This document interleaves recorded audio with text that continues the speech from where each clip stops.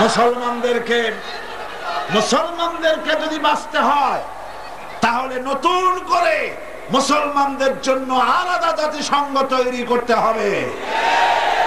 তাহলেই পৃথিবীর মানুষ সেই ইসলামের আইন দিয়ে পৃথিবীর মানুষ শান্তি পেতে পারে। বিশ্বব্যাপী শান্তির মূল ফর্মুলা দিয়েছেন আল্লাহ। কে দিয়েছেন? আল্লাহ রাব্বুল আলামিন শান্তির ফর্মুলা দিচ্ছেন।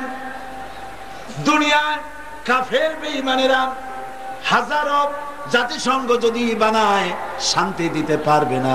শান্তির জন্য আল্লাহ রাব্বুল আলামিন ফর্মুলা বলছেন, পদ্ধতি বলে দিচ্ছেন।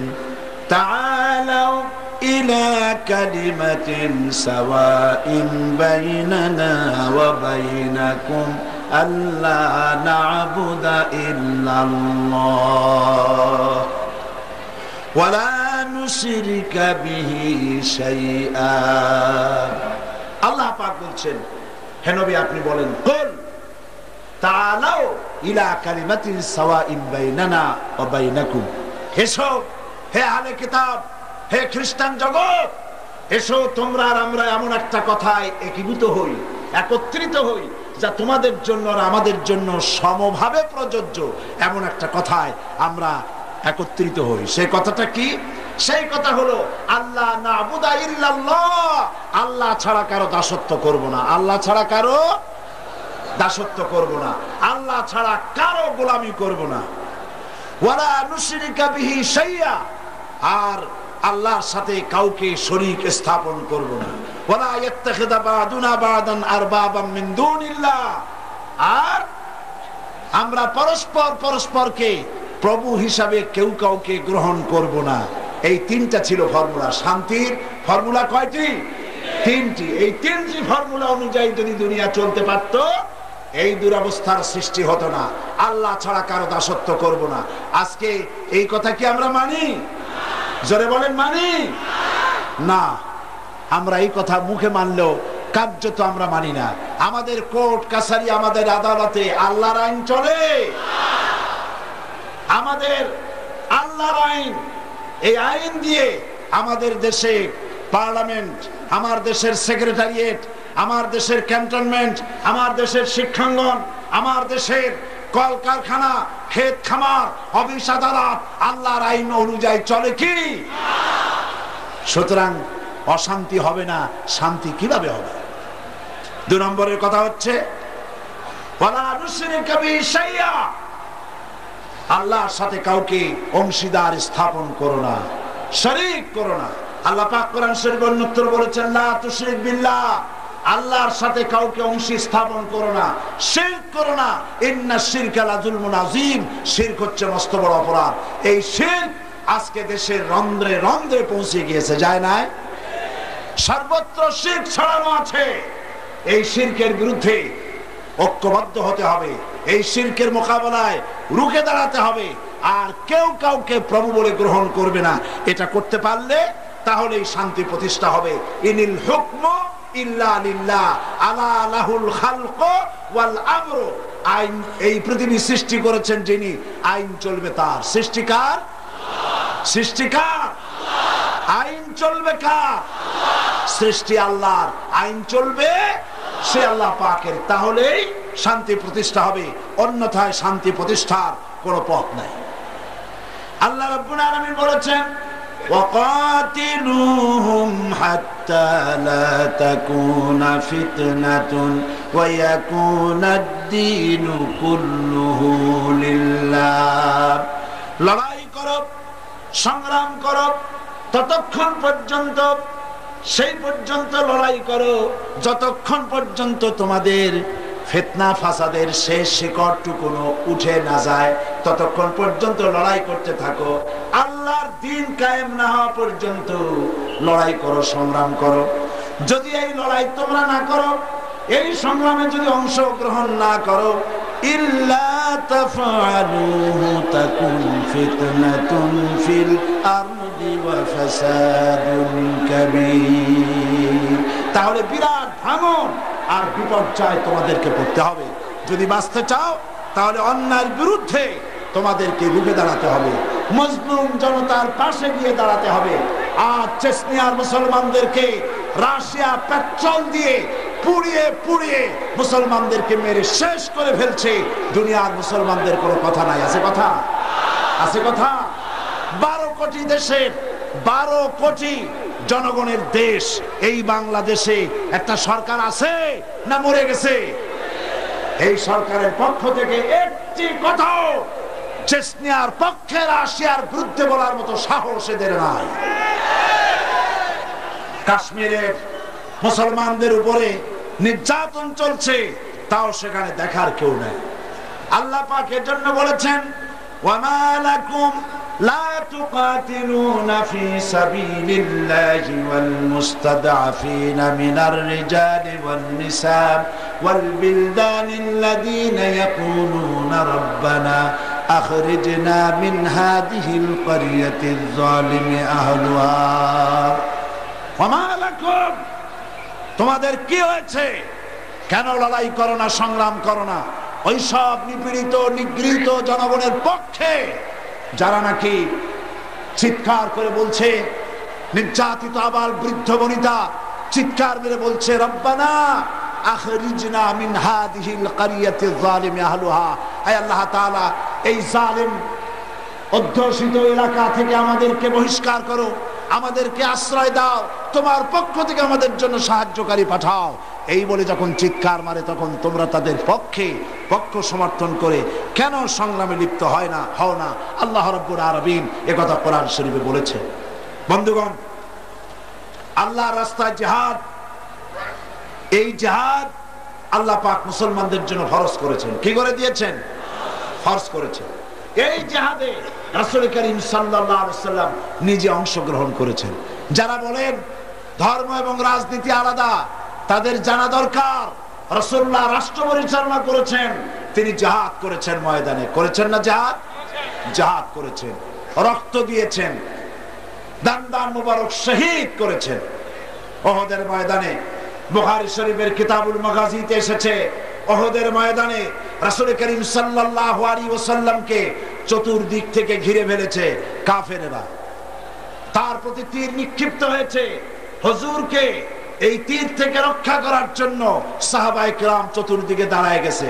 শুধুমাত্র চতুর্দিক থেকে যে তীর আসতেছিল, তীরগুলো ঠেকাচ্ছিলেন সাহাবায়ে কেরাম তাদের পিঠ দিয়ে। হযরতে তালহা রাদিয়াল্লাহু তাআলা আনহু একা হযরত তালহার পিঠে রাসূলুল্লাহকে হেফাজত করার জন্য 80টি তীর প্রবেশ করেছিল।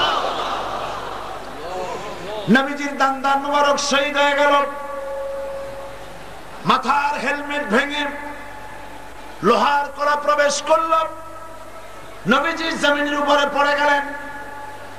হযরত আবু বকর, হযরত ওমর, হযরত উসমান, তিনজন সাহাবী রাসূল করিম সাল্লাল্লাহু আলাইহি ওয়াসাল্লামকে বহন করে উহুদের পাহাড়ের দিকে নিয়ে গেলেন। সেই পাহাড়ে যেখানে গিয়ে রাসূলকে আরাম করানো হবে, পাহাড়ের উপরে উঠতে উঠতে একটা জায়গা আছে যেখানে একটা মানুষ কোন রকম শুতে পারে, এরকম একটা জায়গা যেন করা মনে হয় যেন আল্লাহ জায়গা আগে থেকে তৈরি করে রেখেছিলেন। আমার নিজের চোখে দেখেছি পাহাড়ের ওই এলাকা যেখানে আল্লাহর নবীকে তিনজন সাহাবী বহন করে নিয়ে যাচ্ছিলেন। নবীজির কপাল থেকে রক্ত ঝরতেছে, দান মোবারক থেকে রক্ত ঝরতেছে। হুজুর নিজের চেহারা মোবারক ডলে এনে হাতের দিকে তাকায় বলতেছিলেন, আহারে ওই জাতির কল্যাণ কি করে হবে যেই জাতি তার নবীর চেহারা রক্ত দিয়া লাল বানাইয়া দিল। নবীজি তাকে যখন উঠানো হচ্ছে, আল্লাহ নবীর এই বেহাল অবস্থা দেখে পাহাড় থরথর করে কাঁপতেছিল। পাহাড় এমন কাঁপা কেঁপেছে, পাহাড় চৌচির হয়ে গেছে, ফেরে গিয়েছে। রাসূলুল্লাহকে নিয়ে যখন ওটা হচ্ছিল, হযরতে আবু বকর ওমর দাঁড়াতে পারেন না, পাহাড় এমন কাঁপা কাঁপছে। নবীজি তখন বলছেন, উসবুতি ইয়া জিবাল, উসবুতি ইয়া উহুদ, ফাইন্না আলাইকা নবিয়াল্লাহ ওয়াস-সিদ্দীক ওয়াস-শাহীদাইন। ওরে পাহাড় ওহুদ থেমে যা, তোর উপরে আল্লাহর নবী আছেন। তোর উপরে একজন সিদ্দিক আছেন, তোর উপরে দুইজন শহীদ আছেন, হযরতে ওমর, হযরতে উসমান রাদিয়াল্লাহু তাআলা আনহুমা। তারা শহীদ হবেন কবে? তার আগে হুজুর ভবিষ্যৎবাণী করছেন, তোমার উপরে একজন নবী, একজন সিদ্দিক আর দুইজন শহীদ আছে, পাহাড় থেমে যা। পাহাড় থেমে গেল। নবীজি ইন্তেকাল করেছেন, শহীদ হয়েছেন, এই খবর ছড়িয়ে গেল মদিনায়। মদিনা থেকে একটা মহিলা দৌড়াতে লাগলো। দৌড়াতে দৌড়াতে যখন ওহদের দিকে যাচ্ছে, লোকেরা তাকে জিজ্ঞেস করলো, মেয়ে লোক তুমি যাও কোথায়? বলে ওহদ যেতেছি। লোকেরা বলছে ওহদে যে কোনো লাভ নাই, কারণ তোমার যে দুটি ছেলে এসেছিল জিহাদের ময়দানে, দুটো ছেলে শহীদ হয়ে গিয়েছে। মহিলা বলতেছেন, কে শহীদ হয়েছে শুনতে চাই না, তাড়াতাড়ি করে বলো আল্লাহর নবী কেমন আছেন। আবার অগ্রসর হয়েছেন। আরেকজন বলছে, মহিলা যাও কই? বলে ওহদে যেতেছি। কই যায় কোনো লাভ নাই, তোমার বাবা যে এসেছিলেন তিনি শহীদ হয়ে গেছেন। মহিলা বলছেন, কে শহীদ হয়েছে শুনতে চাই না, বলো নবীজি কেমন আছেন। দৌড়ে দৌড়ে নবীজির কাছে গিয়া নবীজির জীবিত চেহারা মুবারক দেখে বলছেন, ইয়া রাসূলুল্লাহ, আমার পিতা মরা শোক, আমার কলিজার টুকরা দুইটা সন্তান মরা শোক সব আমি ভুলে গেছি। আল্লাহর নবী আপনি জীবিত আছেন, এটাই উম্মতের বড় পাওনা। এই জিহাদ করে নবীজি জিহাদ করেছেন, নবীজি জিহাদ করেছেন, রক্ত দিয়েছেন। তার একটি মাত্র কারণ ছিল, জমিন হলো আল্লাহর, আইন চলবে কার? জোরে বলেন, জমিন আল্লাহর, আইন চলবে কার? আলা লাহুল খালকু ওয়াল আমর ইনিল হুকুমু ইল্লা লিল্লাহ। জমিন আল্লাহর, আইন চলবে আল্লাহ। কারো বাপের আইন দিয়ে দেশ চলতে পারে না। আইন চলবে কার? আল্লাহ পাকের আইন দিয়ে দেশ চলবে। এটাই ছিল নবী করিম সাল্লাল্লাহু আলাইহি ওয়াসাল্লামের ইচ্ছা, আল্লাহ পাকের মানসা মুবারক। সুতরাং ইসলাম হচ্ছে একটি বিপ্লবী মতাদর্শ, যা সমগ্র পৃথিবীর সমাজ ব্যবস্থার আমূল পরিবর্তন করে নিজস্ব আদর্শ দিয়ে ঢেলে সাজাতে চায়। আর মুসলমান হচ্ছে সেই আন্তর্জাতিক বিপ্লবী দল যারা আল্লাহর রং দিয়ে দুনিয়াকে রাঙাতে চায়। আর এই উদ্দেশ্য হাসিলের জন্য ইসলামী দলের বিপ্লবী চেষ্টা সাধন এবং চূড়ান্ত শক্তি প্রয়োগের নামই হচ্ছে জিহাদ। এটার নাম কি? জিহাদ। ইহুদি, খ্রিস্টান, দুনিয়ার বিভিন্ন জাতি, তারা দেশ দখলের জন্য তারা যে লড়াই করে, এই লড়াইয়ের নাম দস্যুতা। এই লড়াইয়ের নাম কি? দস্যুতা। তারা দস্যু বৃত্তি করে দুনিয়ার ছোট ছোট দেশগুলিকে নিজেদের প্রধানত করার জন্য চেষ্টা চালায়। সুতরাং জিহাদের উদ্দেশ্য হবে মানব সমাজে আল্লাহর আইন চালু করা। কার আইন? আল্লাহর আইনকে চালু করা। এটাই হচ্ছে জিহাদের মূল উদ্দেশ্য। আর এই উদ্দেশ্যে যারা লড়াই করে, আল্লাহ পাক তাদের উপরে, তাদেরকে ভালোবাসেন, তাদের উপরে আল্লাহ পাক রহমত নাজিল করেন। যারা জিহাদ করে আল্লাহর দ্বীন কায়েমের জন্য, আল্লাহর দ্বীন প্রতিষ্ঠার জন্য, কোরআনের আইন চালু করার জন্য যারা লড়াই করে, তাদের জন্য আল্লাহ পাক রেখেছেন বিরাট নিয়ামত, বিরাট পুরস্কার দুনিয়া এবং আখিরাতে। তবে লড়াই করতে গিয়ে যুদ্ধের ময়দানে শাহাদাতের তামান্না সম্পর্কে রাসূলুল্লাহ বলেছেন, যার ভিতরে শাহাদাতের তামান্না নাই, মুনাফিকের মউত হবে। জিহাদের ইচ্ছাও নাই, মুনাফিকের মউত হবে। বলুন নাউযুবিল্লাহি মিন যালিক। এই মুনাফিকের মউত যেন আমাদের না হয়। জিহাদ, আপনারা কি জিহাদকে ভয় পান? রাসূলুল্লাহ বলেছেন,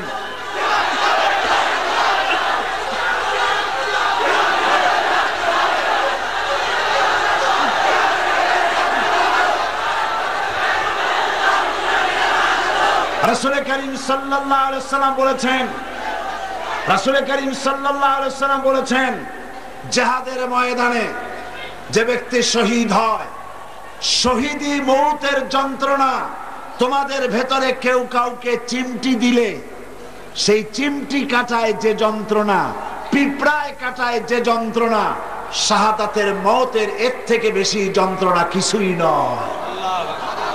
তুমি দেখতেছো বোমায় পা উড়ে গেছে, মাথা উড়ে গেছে, নাড়ি বুড়ি বেরিয়ে গেছে, গুড়িতে এফোড় ওফোড় হয়ে গিয়েছে, ছটফট করছে, মনে করছে অনেক যন্ত্রণা। না, কোনো যন্ত্রণা নাই। এই মৃত্যু হচ্ছে সব থেকে সেরা মৃত্যু। এই মৃত্যুর একদিকে হচ্ছে দুনিয়া, শাহাদাত হচ্ছে সেতু। এই সেতু পার হলেই আল্লাহ রাব্বুল আলামিনের সঙ্গে দিদার নসিব হয়ে যাবে।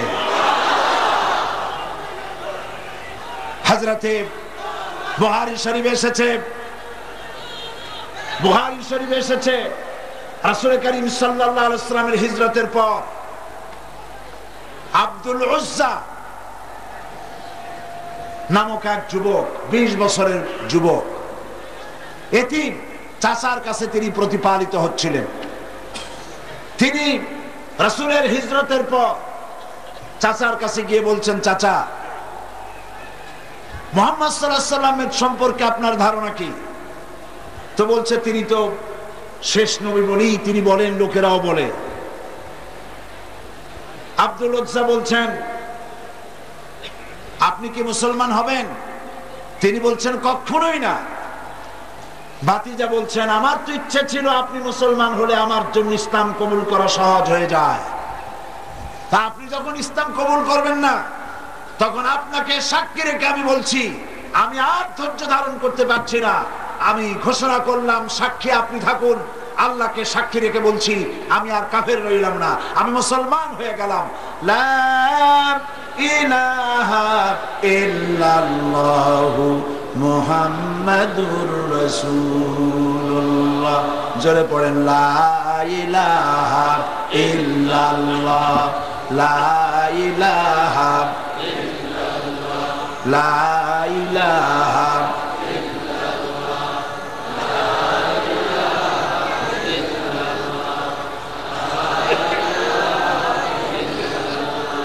লা ইলাহা ইল্লাল্লাহু মুহাম্মাদুর রাসূলুল্লাহ। চাচা বলছে, আব্দুল উজ্জা, তুমি কি জানো এর পরিণতি কি? কয় না, জানি না। পরিণতি হচ্ছে, তুমি যখন ইসলাম কবুল করেছো, আমি তোমাকে সোনা দানা দিয়েছি, বাড়ি ঘর দিয়েছি, উট ঘোড়া দিয়েছি, সব ফিরিয়ে দাও। তিনি বললেন, কোনো অসুবিধা নাই, সব ফিরিয়ে দিলাম, নিয়ে যান। চাচা বলছে, এতেই হবে না, তোমার গায়ের জামা, তোমার পরনের লুঙ্গি আমার দেওয়া, এটাও ফেরত দাও। যুবক ছেলে গায়ের জামা এবং পরনের লুঙ্গিও খুলে দিয়ে দিলেন। উলঙ্গ অবস্থায় মায়ের কাছে গিয়ে হাজির। মা নিজের যুবক ছেলেকে উলঙ্গ দেখে 2 হাত দিয়ে চোখ চেপে ধরেছেন। বলছেন, বাবা, তোমার এই করুণ দশা কেন? ছেলে বলছে, মা, ইসলাম কবুল করার কারণে আমার এই করুণ দশা হয়েছে। মা জিজ্ঞেস করছে, বাবা, তুমি আমার কাছে কি চাও? তিনি বললেন, আমি এখন বিশ্বনবী মুহাম্মদ সাল্লাল্লাহু আলাইহি ওয়াসাল্লামের কদম মোবারকের কাছে হাজির হতে চাই। আমাকে এক টুকরা কাপড় দিয়ে, মা, তুমি আমাকে সাহায্য করো। মা বলছে, আমার কাছে তো কোনো কাপড় নাই। একটা ছেঁড়া কম্বল তিনি দিয়ে দিলেন। এই কম্বলটা তিনি পরলেন, এক টুকরা গায়ে দিলেন ছিঁড়ে, আর এক টুকরা পরলেন, তা হাঁটুর উপরে থাকলো, হাঁটু ঢাকলো না। এই অবস্থায় তিনি হেঁটে হেঁটে বহু কষ্ট করে মদিনা মুনাওয়ারায় পৌঁছে গেলেন। বাবে জিবরিল থেকে ঢুকলেন, সেখানে তিনি বসে আছেন। রাসূল করিম সাল্লাল্লাহু আলাইহি ওয়াসাল্লাম হুজরা শরীফ থেকে বেরিয়ে দেখেন এক যুবক, মাথার চুলগুলো এলোমেলো, চোখ কোটরগত, সফরের আসর তার চেহারার মধ্যে, হাঁটু বের করা, মসজিদে নববীতে বসা। তুমি কে? তিনি বললেন, আমার নাম আব্দুল উজ্জা। তোমার এই হালত কেন? তিনি ঘটনা শোনালেন। নবীজি বললেন, তোমার নাম আব্দুল উজ্জা নয়, তোমার নাম রেখে দিলাম আব্দুল্লাহ। তুমি আব্দুল্লাহ। হাদিস শরীফে এর নামই এসেছে, ওনার নামই এসেছে আব্দুল্লাহ যুলবাজাদাইন। তাকে নেওয়া হলো আসহাবে সুফফার কাছে, নিয়ে রাসূলুল্লাহ বললেন, একে কোরআন শরীফ শিখাও। আসহাবে সুফফা হচ্ছেন সেই সব সাহাবী যাদের বাড়ি নাই, ঘর নাই, স্ত্রী পুত্র কোথায় আছে খোঁজ নাই, যারা এখানে বসে আল্লাহর দ্বীনের জন্য ঘর বাড়ি নাই, এখানে বসে থাকেন, খাবার পাইলে খান আর খাবার না পাইলে তারা বসে থাকেন। রাসূলুল্লাহর কাছে কোনো খাবার আসতে তা দেওয়া হয়। আসহাবে সুফফার চবুতরা এখনো মসজিদে নববীর মধ্যে আছে। যারা হজ করতে গেছেন মদিনা মুনাওয়ারায় তারা দেখেছেন। যারা যেতে পারেন নাই, আজকের এই তাফসীরের মাহফিলে দোয়া করি আল্লাহ যেন এই মাহফিলে যত লোক এসেছে সমস্ত মুসলমান নরনারীকে একটা বার রাসূলুল্লাহর রওজায় গিয়ে সালাম দেওয়ার তৌফিক দান করে দেন। আল্লাহ পাক যেন হজ নসিব করে দেন। সাহাবায়ে কিরাম, আসহাবে সুফফা, আব্দুল্লাহ কোরআন শরীফ শিখাইছেন, কোরআন শরীফ শেখাচ্ছেন, আর আব্দুল্লাহ জোরে জোরে কোরআন তেলাওয়াত করেন। তার চিৎকারে জোরে জোরে তেলাওয়াতের কারণে সাহাবীরা ঘুমাইতে পারেন না, নামাজে ডিস্টার্ব হয়। রাসূলুল্লাহ আসছেন পরে, তারা বললেন ইয়া রাসূলুল্লাহ, আব্দুল্লাহকে নিষেধ করুন, তার চিল্লানিতে আমরা নামাজ পড়তে পারি না, ঘুমাইতে পারি না, চিল্লাইয়া কোরআন শরীফ তেলাওয়াত করেন। নবীজি বললেন সাহাবীরা, আব্দুল্লাহকে চিল্লাইতে দাও, বাধা দিও না, কারণ তার ইসলাম কবুল করা বড় চড়া দাম দিয়ে ইসলাম কবুল করেছে, লুঙ্গিটাও আনতে পারে নাই।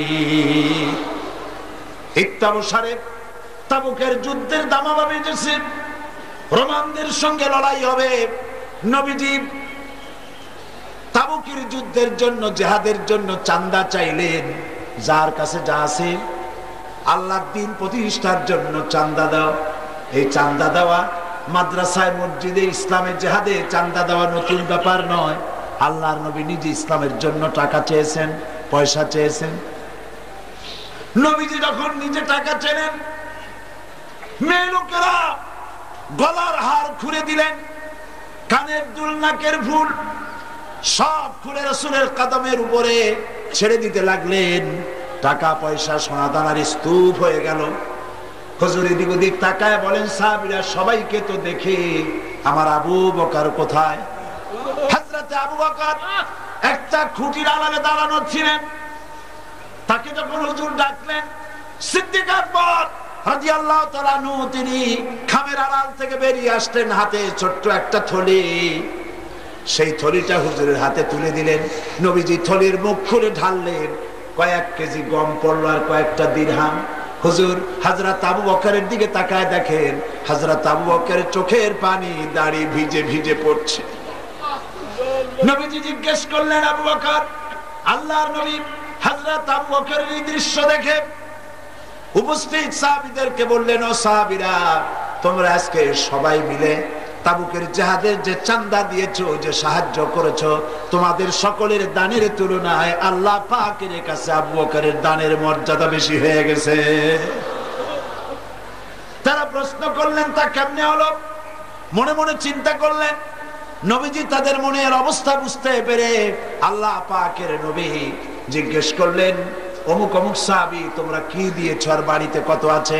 সবাই বললেন, এত দিয়েছি, এত আছে। হযরত ওসমান তো বলেছিলেন, আমার জীবনের সঞ্চিত সমস্ত সম্পদের অর্ধেক এনে নবীজির কদমে হাজির করেছি, আর অর্ধেক আমার বাড়ি আছে। প্রত্যেকেই বলেছে, এত দিয়েছি, এত আছে।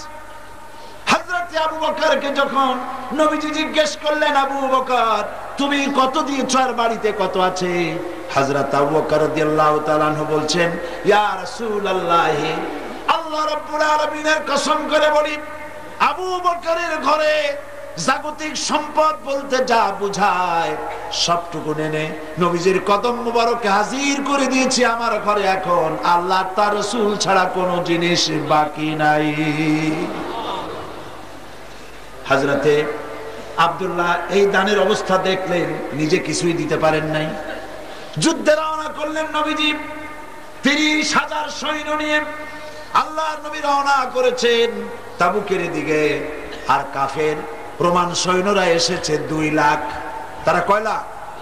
২ লাখের প্রস্তুতি। আর রাসূল নিলে ৩০,০০০। সেনাপতি কে? মুসলমান। যারা বলো ধর্ম আর রাজনীতি আলাদা, ঈমান নষ্ট হয়ে যাবে। রাসূলুল্লাহ সেনাপতি। কিছুদূর অগ্রসর হওয়ার পর হযরত আব্দুল্লাহ জুলবাজাদাইন নবীজির কাছে এসে বলছেন, ইয়া রাসূলুল্লাহ, এই তাবুকের জিহাদের জন্য আপনার সকল সাহাবী পুরুষ মেয়ে লোক সবাই মিলে সাহায্য করলো, কিন্তু আমার ভাগ্য খারাপ, কিছুই দিতে পারলাম না, আমার তো কিছু নাই। তবে হুজুর আমি আপনার কাছে দোয়া চাই, আপনি আমার জন্য দোয়া করেন, আজকের এই জিহাদের ময়দানে আমি যেন আমার জীবনটা দিয়ে দিতে পারি। নবীজি বললেন, আব্দুল্লাহ একটা ডাল থেকে একটা ডাল, একটা বাকল, একটা গাছের ছাল নিয়ে আসো। আব্দুল্লাহ গাছের একটা ছাল নিয়ে আসলেন। হুজুর বুখারী শরীফের হাদিসে এসেছে, নবীজি ওই ছালটা নিয়ে হযরত আব্দুল্লাহর হাতে বেঁধে দিয়া বললেন, আল্লাহ আমি আব্দুল্লাহর রক্ত কাফেরদের জন্য হারাম বানাইয়া দিলাম। হযরত আব্দুল্লাহ ডুকরে কেঁদে উঠলেন, বললেন, ইয়া রাসূলুল্লাহ আমি চাইলাম জীবন দিতে, আর আপনি আমার রক্ত কাফেরদের জন্য হারাম করে দিলেন। নবীজি বললেন, আব্দুল্লাহ এরপরে যদি তোমার মউত বিছানার উপরে হয়, তাবুর মধ্যে জ্বরেও যদি তোমার মউত হয়, আল্লাহ রাব্বুল আলামিন শাহাদাতের দরজা তোমারে দিয়ে দিবে। নবীজি তাবুকের মাঠে এলেন। কাফের বেঈমানেরা রাসূলুল্লাহ ৩০,০০০ সৈন্য নিয়ে আসছেন, এটা শুনে ২ লাখ ময়দান থেকে ভাগে গেছে। সুবহানাল্লাহ। জিহাদের সাহস, যুদ্ধের সাহস আর হয়নি। রাসূলুল্লাহ ৩০,০০০ নিয়ে আসছে, ২ লাখ শেষ। হুজুর সেখানে আরাম ফরমালেন। কয়েকদিন পর নবীজির কাছে খবর এলো, ইয়া রাসূলুল্লাহ আব্দুল্লাহ আজকে কদিন জ্বরে ভুগে তাবুর মধ্যে ইন্তেকাল করেছে। নবীজি বললেন, জানাজার ব্যবস্থা করো, গোসলের ব্যবস্থা করো, কাফনের ব্যবস্থা করো। কাফন গোসলের ব্যবস্থা হলো, জানাজার ব্যবস্থা হলো। নবীজি জানাজা পড়ালেন, আর এরপরে কবরের ভিতরে একজন নামলেন, পাশে একজন আলো ধরে দাঁড়িয়ে থাকলেন। কোনো হ্যাসাক লাইট নাই, বৈদ্যুতিক লাইট নাই, কোন রকম করে একটা চেরাগ টিন টিন করে জ্বলছে। গভীর রাত, কবরের ভিতরে একজন নেমেছেন, একজন একটা আলো ধরে দাঁড়িয়ে আছেন, আর 2 জনের লাশ বহন করে আনতেছেন। কবরের ভিতরে যিনি দাঁড়ানো, তিনি বলছেন, ও আমার সাথীরা, তোমার ভাইয়ের সঙ্গে তোমাদের ভাইয়ের সাথে আদব করে আনো, যেন ব্যথা না লাগে, যেন বেয়াদবি না হয়, ধীরে সুস্থে আমার হাতে দিয়ে দাও। কবরের ভিতরে যিনি দাঁড়ানো, তিনি লাশ ধরে কবরের ভিতরে শোয়াই দিলেন। কবরে দাঁড়ায়া যিনি আব্দুল্লাহর লাশ নিজ হাতে শোয়াই দিলেন, তিনি আর কেউ নন, বিশ্ব নবী মুহাম্মাদুর রাসূলুল্লাহ। আর যে 2 জনে লাশ ঘাড়ে করে টেনে এনেছিলেন, সেই 2 জন হচ্ছেন হযরত আবু বকর রাদিয়াল্লাহু তাআলা আনহু, হযরত ওমর রাদিয়াল্লাহু তাআলা আনহু। পাশে লাইট ধরে চেরাগ ধরে যিনি দাঁড়ানো, তিনি হযরত বেলাল রাদিয়াল্লাহু তাআলা আনহু। হযরত ইবনে মাসউদ রাদিয়াল্লাহু তাআলা আনহু পাশে বসে কেঁদে কেঁদে বলেন, আহারে আজকে যদি এই কবরে আব্দুল্লাহর লাশটা হয়ে যদি আমার লাশটা হতো, আমার ভাগ্যটা খুলে যেত। নবীজি হযরত আব্দুল্লাহকে কবরের ভিতরে শুইয়ে দিয়ে উপরে চলে এলেন, নিজ হাতে কবরে মাটি দিয়ে বললেন, একটু সরে দাঁড়াও। হযরত আবু বকর ওমর একটু সরে দাঁড়ালেন। নবীজি এবার নিজের 2খানা হাত মোবারক কবরের 2 পাশে দিয়া বলছেন, রব্বুল আলামিন আজকের মাগরিবের রক্ত পর্যন্ত আমি নবী মুহাম্মদ সাল্লাল্লাহু আলাইহি ওয়াসাল্লাম আব্দুল্লাহর প্রতি খুশি ছিলাম, আল্লাহ তুমিও আব্দুল্লাহর প্রতি খুশি হয়ে যাও। আল্লাহর দ্বীন জমিনে প্রতিষ্ঠার জন্য এইভাবে লড়াই করেছেন মুসলমানেরা, রক্ত দিয়েছেন, জীবন দিয়েছেন। আল্লাহ পাক বলেছেন, সংখ্যায় যদি কম হও, আমি আল্লাহ রাব্বুল আলামিন তোমাদেরকে বিজয়ী করব। ওয়ালা তাহিনু ওয়ালা তাহজানু ওয়া আনতুমুল আ'লাউনা ইন কুনতুম মুমিনিন। কোনো ভয় নাই, কোনো চিন্তা নাই, যদি মুমিন হও অবশ্যই আমি আল্লাহ তোমাদেরকে জয়যুক্ত করব। তোমরা যদি 10 জন হও সাবের মুত্তাকি, 100-এর উপরে বিজয়ী করব। তোমরা যদি 100 মুমিন সাবের 1000-এর উপরে বিজয়ী করবে। ওয়াদা কার? বলেন ওয়াদা কার? হযরত সাদ বিন আবি ওয়াক্কাস রাদিয়াল্লাহু তাআলা আনহু 60,000 সাহাবীদের নিয়ে পারস্যের মহারাজনগর অবরোধ করে টাইগ্রিস নদীর কিনারে দাঁড়িয়েছেন রাতের আধারে, অন্ধকার রজনী, শ্রাবণের খরস্রোতা নদী, উত্তাল ঢেউ চলছে। জিজ্ঞেস করছেন, ইসলামের পতাকা এ পর্যন্ত থাকবে না নদীর ওপারেও ইসলাম নিতে চাও? সাহাবীরা বললেন, সেনাপতি আপনি যা নির্দেশ করবেন সেটাই মানব, আমরা এই দরিয়ার ওপারেও ইসলামকে নিয়ে যেতে চাই। সাহাবায়ে কেরাম যে রক্ত দিয়েছেন, কোরবানি করেছেন, স্যাক্রিফাইস করেছেন, আমাদের মা বাবার রক্ত সব সাহাবীদের পায়ের উপরে উৎসর্গ করে দিলেও ঋণ শোধ হবে না। ময়দানে হযরতে সাদ বলছেন, 60,000 অশ্বরোহী উষ্ট্রারোহী সেনাবাহিনী আমার সাথে, সকলে উচ্চারণ করো, নাস্তাইনু বিল্লাহ ওয়া নাতাওয়াক্কালু আলাইহি, হাসবুনাল্লাহ নি'মাল ওয়াকিল, নি'মাল মাওলা ওয়া নি'মান নাসির। এটা উচ্চারণ করো, ঝাঁপায় পড়ো বিসমিল্লাহ বলে দরিয়ার বুকে রাতের অন্ধকারে হযরতে সাদ বিন আবি ওয়াক্কাস 60,000 সৈন্য নিয়ে দরিয়া পার হয়ে ওপারে চলে গেলেন। একটা ঘোড়াও হারায় নাই, একটা মানুষও হারায় নাই। বিশ্বকবি আল্লামা ইকবাল, আল্লাহ জান্নাতুল ফেরদাউস নসিব করুন। আমার দেশেরও কবি আল্লামা ইকবালও কবি, আমার দেশের নাস্তিক কবি, যে বলে হজরের আজান শুনলে মনে হয় যেন বেশ্যা তার খরিদ্দার ডাকতেছে। এই নরাধম, এই জাহান্নামের কীটকে জাতীয় কবি, বাংলাদেশের বড় কবি বলে ঘোষণা করা হয়।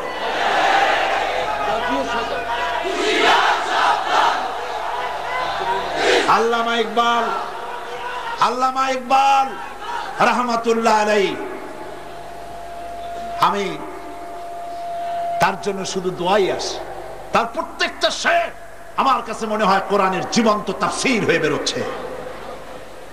দাড়ি নাই, মুসলা একটা ব্যক্তি, প্যান্ট শার্ট পরা, কোরআনে কারীমের এত বড় খিদমত এবং ইসলামকে আন্দোলন হিসাবে কিভাবে চিত্রিত করলেন, কিভাবে ফুটে উঠল তার কবিতা, আমি অবাক হয়েছি। অক্সফোর্ডে লেখাপড়া করেছেন, পাশ্চাত্যে লেখাপড়া করে মন মস্তিষ্কের এই পরিবর্তন কেমনে হইল ইসলামের দিকে? নাস্তিক মোরতাদ হয়ে যাওয়াই তো স্বাভাবিক ছিল। ইসলামের গালি দিলেই তো বড় বড় ন্যাশনাল প্রফেসর হওয়া যায়, বুদ্ধিজীবী হওয়া যায়। বুদ্ধিজীবী হওয়ার জন্য দুইটা শর্ত, নাস্তিক হইতে হবে, মোরতাদ হইতে হবে, আর মাথায় চুল থাকবে না। ইন্টারন্যাশনাল এয়ারপোর্ট, এইটা হবে মাথা, তাহলে সরকারের কাছ থেকে পুরস্কার পাওয়া যাবে। বন্ধুগণ, আল্লামা ইকবাল, আমি খুব খুঁজেছি কি করে এই পরিবর্তন তার মধ্যে এলো। দেখলাম তার এক কিতাবের মধ্যে তিনি লিখেছেন, খিরা না কর শিকাম মগরিব কি দাওয়া দানিশ, খিরা না কর শিকাম মগরিব কি দাওয়া দানিশ, সুরমা থা আকা মেরা খাকে মদিনা। পাশ্চাত্যের চাকচিক্য আমার চক্ষুকে প্রতারিত করতে পারে নাই, কারণ মদিনার ধুলা বালি গুলো আমার চোখে সুরমা হয়ে লাগানো ছিল। আল্লামা ইকবাল সাদ বিন আবি ওয়াক্কাসের ঘটনাকে কি সুন্দর করে বর্ণনা করছেন শেরের মধ্যে। দस्तो दस्त है दरिया भी न छोड़े हमने, दस्तो दस्त है दरिया भी न छोड़े हमने, बहर जुल्मत पे दौड़ा दिए घोड़े हमने। প্রান্তর প্রান্ত শ্রাবণের খরচ্ছাত্রতা উত্তাল তরঙ্গমালার উপর দিয়ে রাতের আধারে 60,000 সৈন্য নিয়ে আমরা মুসলমানেরা আফ্রিকার ভূখণ্ডে কালেমার পতাকা উড়াইছি। সেই মুসলমান আজ পৃথিবীতে 130 কোটি মুসলমানের সংখ্যায় দিক থেকে এত বিপুল সংখ্যা হয়েছে, ইজ্জত নাই, সম্মান নাই।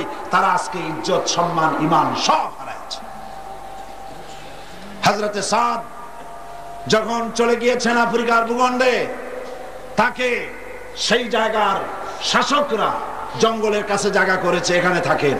তাদের ধারণা ছিল জঙ্গলের হিংস্র প্রাণী, এরা এদেরকে মেরে শেষ করে ফেলবে, খেয়ে ফেলবে। তিনি বললেন, সাথীদের বললেন একটা মঞ্চ বানাও। একটি মঞ্চ তৈরি হলো। তিনি মঞ্চের উপরে দাঁড়িয়ে বললেন, ইয়া আইয়াতুহাল হাসারাত ওয়াসসিবাউ নাহনু আসহাবু রাসূলুল্লাহ সাল্লাল্লাহু আলাইহি ওয়াসাল্লাম ফারজিউ ফাইন্না নাজিলুন ফামান ওয়াজাদনা বাদাহু কাতালনাহু। হে জঙ্গলের হিংস্র প্রাণীরা, শুনতেছেন কথা? কমান্ডার বলছেন, কমান্ডার ইন চিফ রাসূলুল্লাহর সাহাবী বলছেন, হে জঙ্গলের প্রাণীরা শোনো, আমরা রাসূলুল্লাহর সাহাবী, ইসলাম প্রচার করার জন্য এখানে এসেছি। এখানে আমরা রাত্রি যাপন করব। সুতরাং আমাদের নিরাপত্তার কারণে এই এলাকা থেকে তোমরা সব অন্যত্র চলে যাও। আমার এই ঘোষণার পর যদি কোনো হিংস্র প্রাণী আমাদের সামনে পড়ে, তরবারি দিয়া ফয়সালা করা হবে। আফ্রিকার লোকেরা মনে করলো পাগলেরা কয় কি, মানুষের কথা কি জঙ্গলের প্রাণীরা শোনে? ইতিহাস সাক্ষী, হযরতে সাদের এই ঘোষণার পরে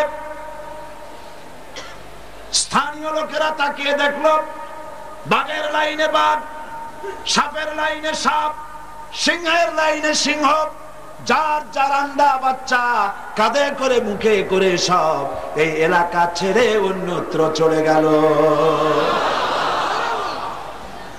আল্লাহর দ্বীন কায়েমের জন্য যদি মানুষ, মুসলমানেরা যদি অগ্রসর হয়, আজও আল্লাহ পাক সাহায্য করতে পারেন। কবি বলছেন, ফেজায়ে বদরে পয়দা কুন ফেরেশতে তেরি নুসরত কো উতার সকতে গর্দুঁ সে কতর অন্দর কতর আবি। বদরের প্রান্তরে মুসলমানদের জীবন ছিল, মুসলমানেরা জীবন আর মনোবল নিয়ে দ্বীনের জন্য স্যাক্রিফাইস করেছেন। ওই ঈমানের মনোবল যদি তোমাদের মধ্যেও হয়, আজও আকাশ থেকে কাতারে কাতারে ফেরেশতা তোমাদের সাহায্যের জন্য আল্লাহ অবতীর্ণ করে দিতে পারেন। সুতরাং এই জিহাদ ইসলামের জন্য জিহাদ, আল্লাহর দ্বীনকে জমিনে প্রতিষ্ঠা করার জন্য জিহাদ। আপনাদের সামনে আওলাদ রাসূল বলেছেন, কেউ কেউ বলছেন জিহাদের আর এখন আর কোনো প্রয়োজন নাই। জিহাদের প্রয়োজন এখন নাই তো কখন হবে? এখনই তো সময়। এই সময় এমন এক সময়, জনগণের নির্বাচিত সরকার মাদ্রাসা বন্ধ করে দিচ্ছে। আমি পার্লামেন্টে আওয়াজ তুলেছি, পার্লামেন্টে কথা বলেছি, মাদ্রাসার অপরাধ কি? মাদ্রাসার অপরাধ, রিজার্ভ ফান্ডে 1 লক্ষ করে টাকা নাই, মাদ্রাসার অপরাধ। লাইব্রেরিতে 2000 করে বই নাই, মাদ্রাসার অপরাধ। প্রতি ক্লাসে 100 করে ছাত্র নাই, এই অপরাধে মাদ্রাসা বন্ধ করে দেওয়া হবে। 253টি মাদ্রাসা বন্ধ করা, সেই সাথে 600 মাদ্রাসা বন্ধ করার পরিকল্পনা নিয়েছে সরকার। আমি পার্লামেন্টে, আমার বক্তব্য রেকর্ড হয়ে আছে, আমি পার্লামেন্টে বলেছি, যে অপরাধে মাদ্রাসা বন্ধ করা হচ্ছে, এই অপরাধে দেশের কয়টা কলেজ বন্ধ করা হয়েছে? বাংলাদেশের কলেজ হাই স্কুলগুলিতে প্রতি ক্লাসে 100 করে ছাত্র আছে। প্রতি স্কুল কলেজ গুলিতে তাদের রিজার্ভ ফান্ডে 1 লক্ষ করে টাকা আছে, 2000 করে বই আছে। তাহলে স্কুল কলেজ বন্ধ করা হচ্ছে না, মাদ্রাসাগুলি বন্ধ করা হচ্ছে কেন? কি কারণে? তার কারণ হচ্ছে মাদ্রাসায় তৈরি হয় আলেম। কারা তৈরি হয়? এই আলেমরাই হলো বড় বাধা। পার্লামেন্টে আমি হলাম তাদের গলার কাটা, সহ্য করতে পারে না। মদের বিরুদ্ধে আমি যখন বলেছি, মূর্তির বিরুদ্ধে, মদের বিরুদ্ধে যখন কোরআন হাদিস দিয়ে যখন কথা বলেছি, স্পিকার আমাকে বলেছেন, আপনি তো পার্লামেন্টে ওয়াজ শুরু করেছেন। আমি বলেছি, ওয়াজ তো এখানেই করতে হবে, কারণ আপনারা তো ওয়াজ শুনতে যান না। আজ দেশে মাদ্রাসা বন্ধ তারা করছে, কারণ মূর্তির বিরোধিতা কারা করে? আলেমরা। কারা করে? আলেমেরা করে। মূর্তি বানানো হচ্ছে চতুর্দিকে, তার সামনে ফুল দেওয়া হচ্ছে। গতকাল না পরশু কবে বলেছি, মূর্তি নির্মাণ করা হচ্ছে, সরকারি টাকা দিয়ে মূর্তি নির্মাণ করা হচ্ছে। শুধু তাই নয়, মাদ্রাসা বন্ধের মারাত্মক ষড়যন্ত্রে চট্টগ্রামেরও 2টো মাদ্রাসা বন্ধ করা হয়েছে, হয় নাই? 17টা। চট্টগ্রামের 17টি মাদ্রাসার মধ্যে গারাঙ্গি আছে না?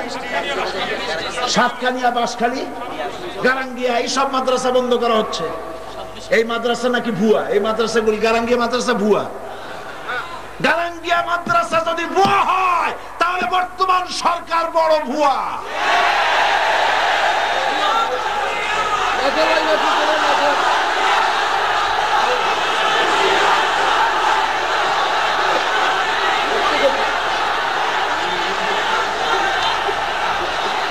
আমার বন্ধুগণ, এখানেই শেষ নয়, এখানেই শেষ নয়। কাদিয়ানীদেরকে সরকার পক্ষ অবলম্বন করছে, তাদেরকে পুনর্বাসিত করছে। জাতীয় ইমাম সমিতিতে নারায়ে তাকবীর আল্লাহু আকবার বলা নিষেধ করা হয়েছে। এর চাইতে মারাত্মক অপরাধ আর কি হতে পারে?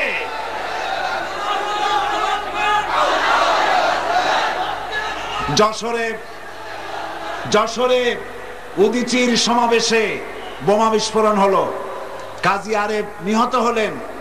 এর দায় দায়িত্ব সব নির্বিচারে ইসলামী আন্দোলনের কর্মী আর আলেম আলেমাদের মাথায় চাপিয়ে দেওয়া হলো। কি দুর্ভাগ্য! ঢাকা বিশ্ববিদ্যালয় থেকে নামাজি ছাত্রদেরকে পিটিয়ে বের করে দেওয়া হলো।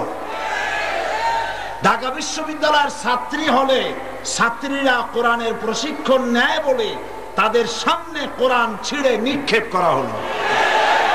অসংখ্য কোরআন শরীফের কপি ডাস্টবিনে নিক্ষেপ করা হলো। সরকার কোনো গ্রেফতার করলো না, প্রতিবাদও করলো না। সিনেমার অশ্লীল ছবি দিয়ে গোটা দেশ অশ্লীলতা ছেয়ে ফেললো। বাংলাদেশের মানচিত্রের 1/10 পার্বত্য চট্টগ্রামকে ভারতের হাতে বিনামূল্যে তুলে দিল। এই সরকার দেশ বিরোধী, ইমান বিরোধী, ইসলাম বিরোধী যে কার্যকলাপ করছে, এর বিরুদ্ধে গোটা মুসলিম জনতাকে রুখে দাঁড়াবার আহ্বান জানাই।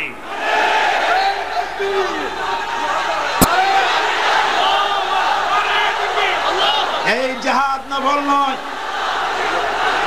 ভালো করে শুনুন, ভালো করে শুনুন। এই জিহাদ নফল নয়, এই জিহাদ সুন্নত নয়। দেশ বাঁচানো, ইমান বাঁচানোর এই জিহাদের শরীক হওয়া প্রত্যেকটি মুসলমান নরনারীর জন্য ফরজ হয়ে গিয়েছে।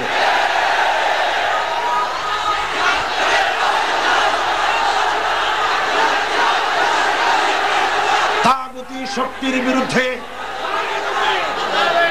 তাগুতি শক্তির বিরুদ্ধে এই জিহাদে আমরা কামিয়াব হব ইনশাআল্লাহ। বিশ্বব্যাপী তাগুতের বিরুদ্ধে লড়াই করে নতুন এক শতাব্দীর আগমন ঘটবে। সেই নতুন শতাব্দী হবে অবশ্যই ইসলামের শতাব্দী।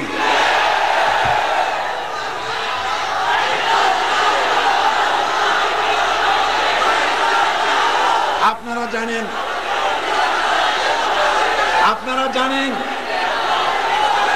আজ পৃথিবীতে মুসলমানদের উপর অত্যাচার চলছে, ঠিক কিনা গণ? বাংলাদেশেও আলেম ওলামা সবচাইতে নির্যাতন কাদের উপরে? আলেম ওলামাদের উপরে, পীর সাহেবদের উপরে। থামো, বসো। আমি আজকে আইবিএসবি, ডিএফআই, এনএসআই, আর্মি ইন্টেলিজেন্স, গোয়েন্দা বিভাগকে বলতে চাই, আপনারা সরকারকে লিখুন, এই বাংলাদেশে যদি সরকার আর কোন একজন আলেমকে গ্রেফতার করে, যদি আলেমদেরকে পুলিশ রিমান্ডে নিয়ে নির্যাতন করা হয়, গোটা বাংলাদেশকে আগুন দিয়ে পুড়িয়ে দেওয়া হবে।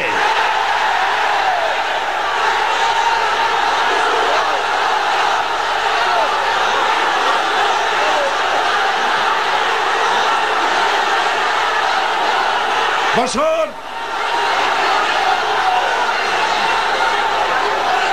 বসুন। ওলামাদের উপর নির্যাতন আপনারা সহ্য করবেন? আলেমদের সাথে বেয়াদবি করো না। সরকারকে বলছি, আলেমদের সাথে, মাদ্রাসার সাথে বেয়াদবি করো না। যদি বেয়াদবি করো কোরআন শরীফ যেভাবে ডাস্টবিনে ফেলেছো, আল্লাহ তোমাকেও ডাস্টবিনে নিক্ষেপ করবে।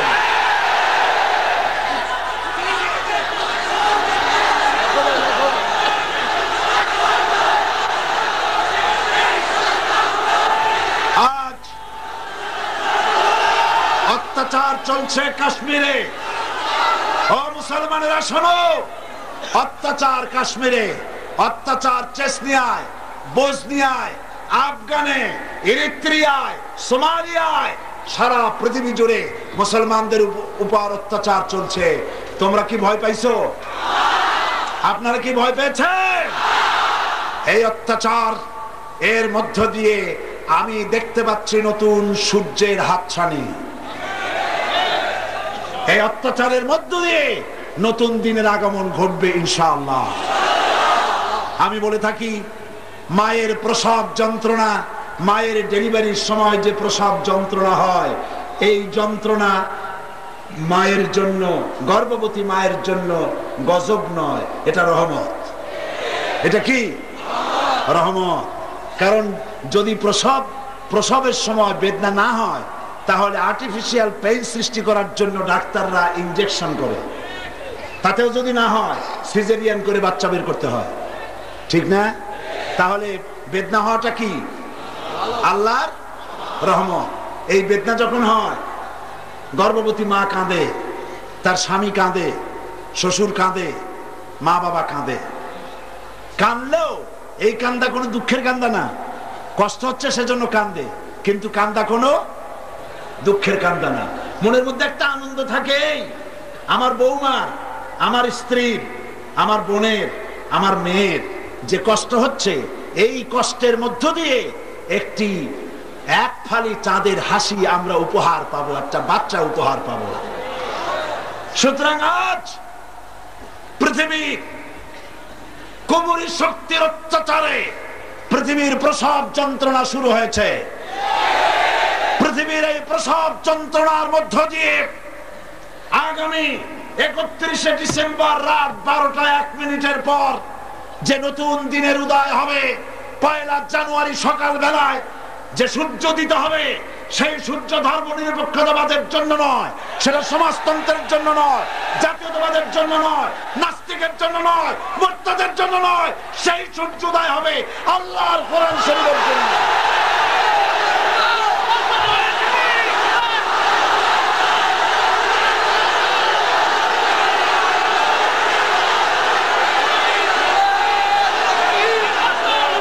বসুন, বসুন, যার যার জায়গায় বসে পড়ুন, জোরে সোরে জিকির করেন সুবহানাল্লাহ, আলহামদুলিল্লাহ, লা ইলাহা ইল্লাল্লাহ, সুবহানাল্লাহ, জোরে।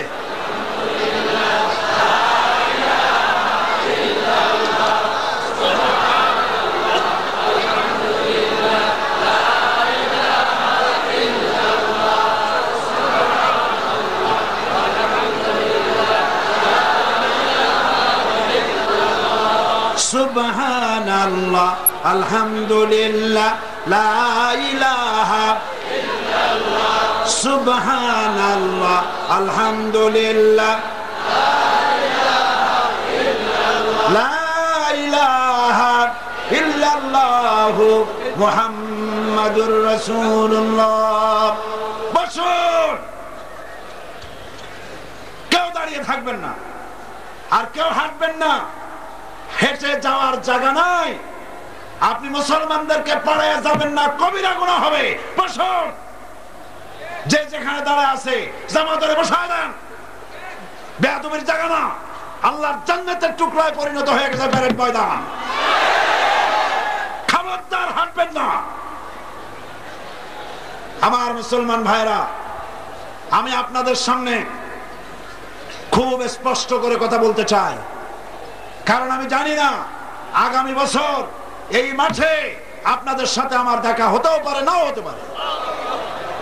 আমি আপনাদের সামনে আমার অন্তরের অন্তর নিংড়ানো কথা বলছি। এটা এই জন্য বলছি, শরীরের দিক থেকে আমি খুব ভালো পজিশনে নাই, এই জন্য আমি আপনাদের কাছে আরজ করি, আজ এই বিশাল জনসমুদ্র রাসূল করিম সাল্লাল্লাহু আলাইহি ওয়াসাল্লাম জিহাদ করেছেন, রক্ত দিয়েছেন, দান দান মোবারক শহীদ করেছেন, সাহাবায়ে কেরাম জীবন দিয়েছেন ইসলাম প্রতিষ্ঠার জন্য। সেই ইসলাম আজ মাদ্রাসা মসজিদ খানকার মধ্যে সীমাবদ্ধ থাক, রাসূলুল্লাহ এর জন্য ইসলাম করেন নাই। ইসলাম আল্লাহ পাক দিয়েছিলেন, ইসলাম দিয়ে দেশ শাসন হবে।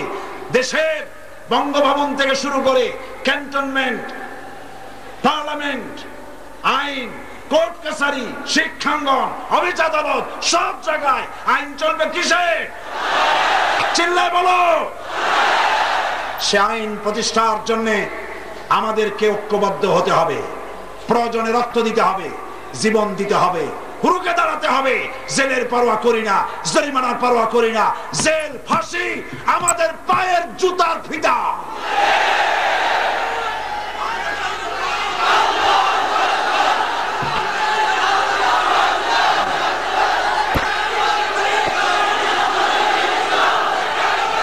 আমার মুসলমান ভাইরা, আল্লাহর দ্বীন কায়েমের জন্য আপনারা কি প্রস্তুত আছেন? সেই প্রস্তুতি নিতে হবে, শক্তি অর্জন করতে হবে। সেই শক্তি হলো ঈমানের শক্তি। কিসের শক্তি? যারা বলেন কিসের শক্তি? সেই ঈমান আসবে নামাজের মধ্য দিয়ে। সেই নামাজ আছে কি? বহু মুসলমান আছে নামাজ পড়ে না। ওয়াজ মাহফিলে এসেছে ঠিক, তাফসীরের মাহফিলে এসেছে ঠিক, কিন্তু নামাজ পড়ে না। এই নামাজের ব্যাপারে বহুবার আমি এখানে বলেছি, বহুবার বলেছি। 21টি বছরের একটি বছর বোধহয় এরকম যায় নাই যে বছর নামাজের কথা বলা হয় নাই। কথা ঠিক কিনা?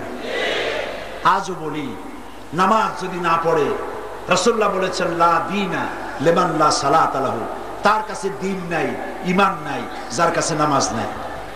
রাসূলুল্লাহ বলেছেন মান তারাকা সালাতান মুতাআম্মিদান ফাকাদ কাফারা, যে ইচ্ছে করে নামাজ ছেড়ে দিল সে কুফরি করলো। বলেন নাউযুবিল্লাহ। আমার বন্ধুগণ, আল্লাহ রাব্বুল আলামিন এই কোরআন শরীফের ভিতরে 82 জায়গায় বলেছেন বান্দারে নামাজ পড়, নামাজ পড়। হযরত মুসা আলাইহিস সালামের কাছে আল্লাহ রাব্বুল আলামিন প্রথম যে ওহী নাজিল করলেন, সে ওহীটা ছিল ইন্নানি আনাল্লাহ লা ইলাহা ইল্লা আনা ফা'বুদনি ওয়াকিমিস সালাতা লিযিকরি। নিশ্চয় আমি আল্লাহ, আমি ছাড়া কোনো ইলাহ নাই, কোনো আইন দাতা নাই, বিধান দাতা নাই। আমার উদ্দেশ্যে আমার ইবাদত করো আর আমার শরণার্থে নামাজ কায়েম করো। আল্লাহ তার মুসা আলাইহিস সালামের প্রতি প্রথম ওহীতে নামাজের কথা শোনায় দিলেন। প্রত্যেক নবীর জন্য নামাজ ফরজ ছিল বিভিন্ন কায়দায়। রাসূল করিম সাল্লাল্লাহু আলাইহি ওয়াসাল্লাম তিনি বলেছেন আমার কাছে 3টা জিনিস প্রিয়। একটি হলো সুগন্ধি, একটা হলো স্ত্রী, আর একটা হলো নামাজ। নামাজ আমার চক্ষুকে শীতল করে দেয়। এই নামাজ রাসূল করিম সাল্লাল্লাহু আলাইহি ওয়াসাল্লাম নামাজ সম্পর্কে বেশি তাকিদ করেছেন। হুজুর বলেছেন কিয়ামতের দিন আল্লাহ রাব্বুল আলামিন সর্বপ্রথম প্রশ্ন করবেন, বান্দা নামাজ পড়েছো কিনা? নামাজ, ফরজ নামাজ যার কবুল হয়ে যাবে, তার সমস্ত ভালো কাজগুলি আল্লাহর দরবারে মঞ্জুর হয়ে যাবে। নামাজ যার কবুল হবে না, তার কোনোটাই কবুল হবে না। এই নামাজ যেভাবে আমরা পড়ি এইভাবে নামাজ হয় না। নামাজ পড়তে হবে কিভাবে? সাল্লু কামা রাআইতুমুনি উসাল্লি।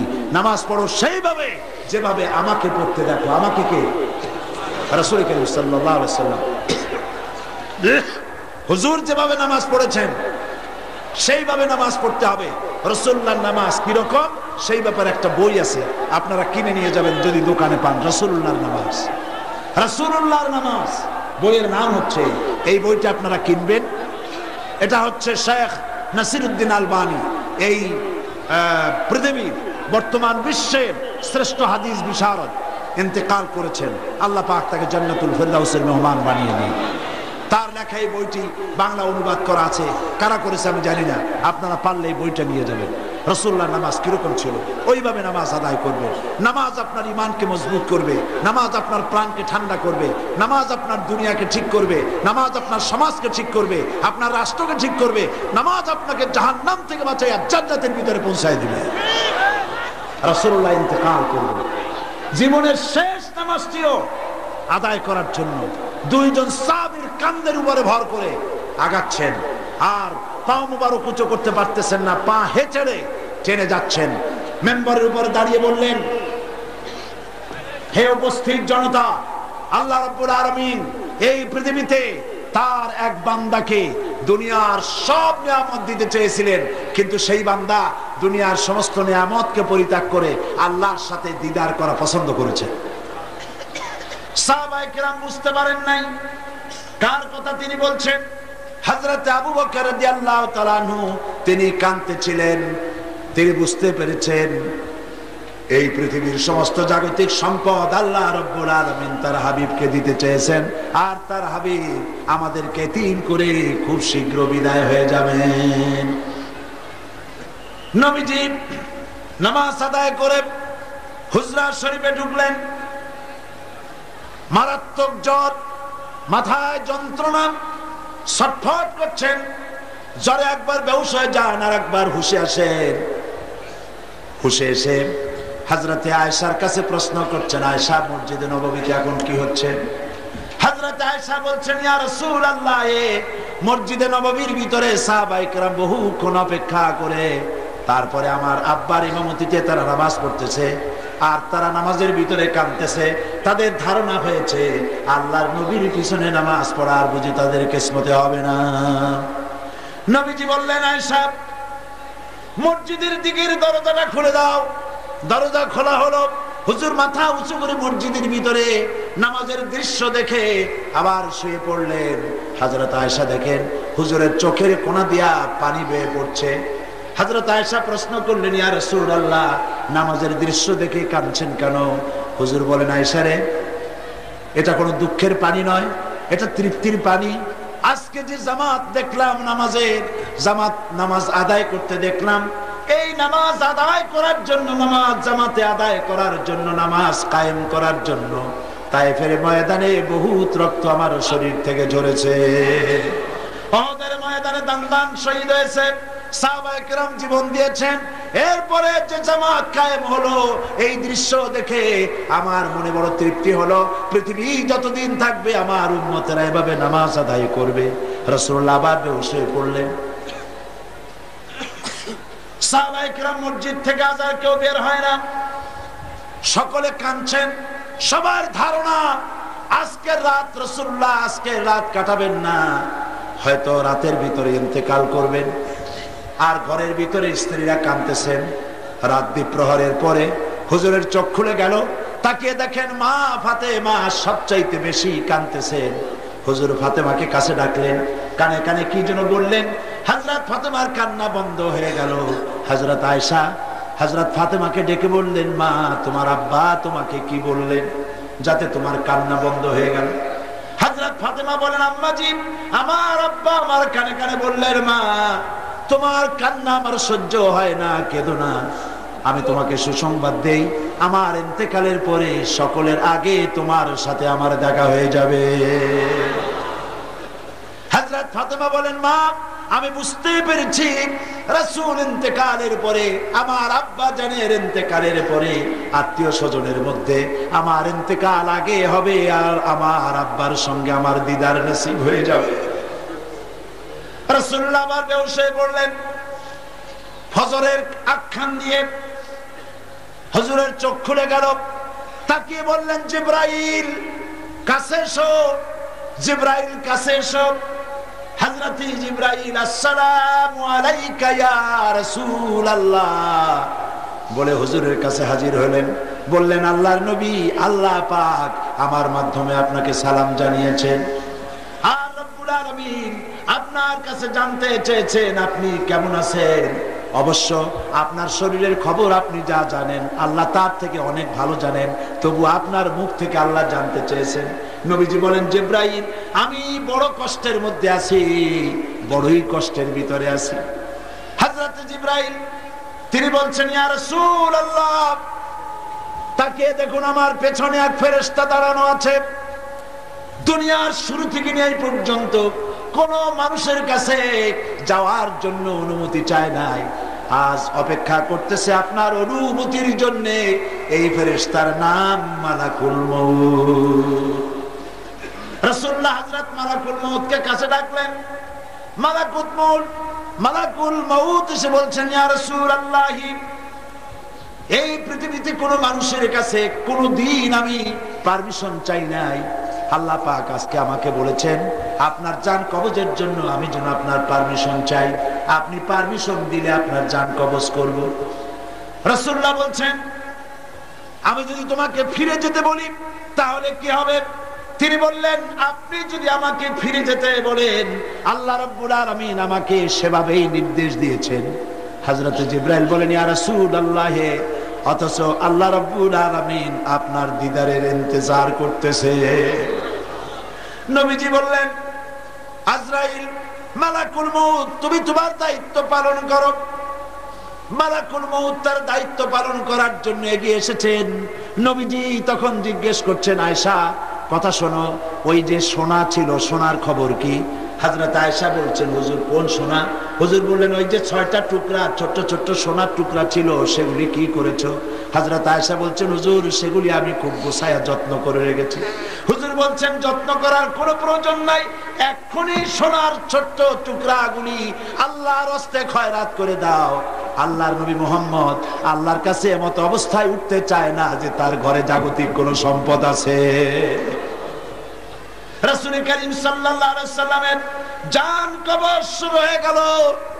এই সময় আল্লাহর নবী বলতে থাকলেন, আসসালাত আসসালাত ওয়া মা মালাকাত আইমানুকুম, নামাজ নামাজ। ও আমার উম্মতেরা, খবরদার নামাজ ছেড়ে দিও না। তোমাদের অধীনস্থ ব্যক্তির সম্পর্কে খবর নিও, আর খবরদার নামাজ ছেড়ে দিও না।